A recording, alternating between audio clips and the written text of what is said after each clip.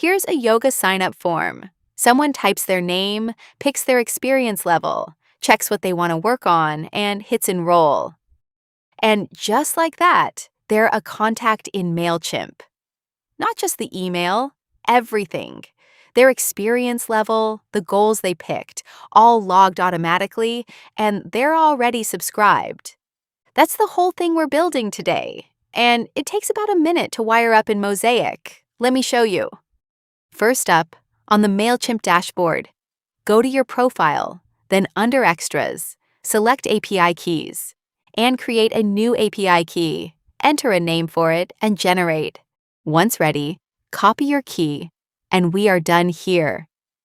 Next, inside Mosaic, in the settings, scroll to the bottom and paste in your Mailchimp API key. And that's it. Save it, and we are ready to start building. I have this awesome-looking yoga page, and right here, I've got a form for client enrollment. Let's get it working. Add a new action and select Mailchimp. For the email, I'll insert the email variable. For the audience, select the Mailchimp audience you want to use. Now, let's configure the fields. I'll do full name first, and pick the full name variable from the dynamic data. Basically, we are matching our variables from the form fields to the Mailchimp fields. Add another record and select another field. I'll go with experience.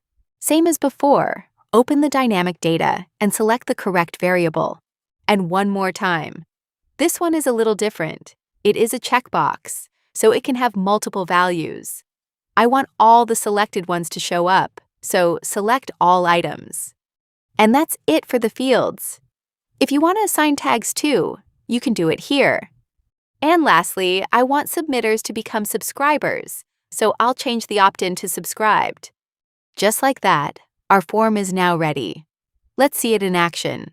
There is the form, fill it out, name, email, experience level, and the improvements, and enroll. And there we go. The form is submitted successfully. That also means we can check it out in the Mosaic form submissions here. As you see, it contains all the data we configured. Awesome. And of course, the same applies to the Mailchimp dashboard too. The contact appears just fine and the selected fields are properly filled out.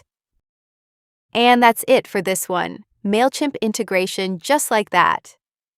If you have any questions, drop it in the comments or join our community. Links are in the description. See you in the next one.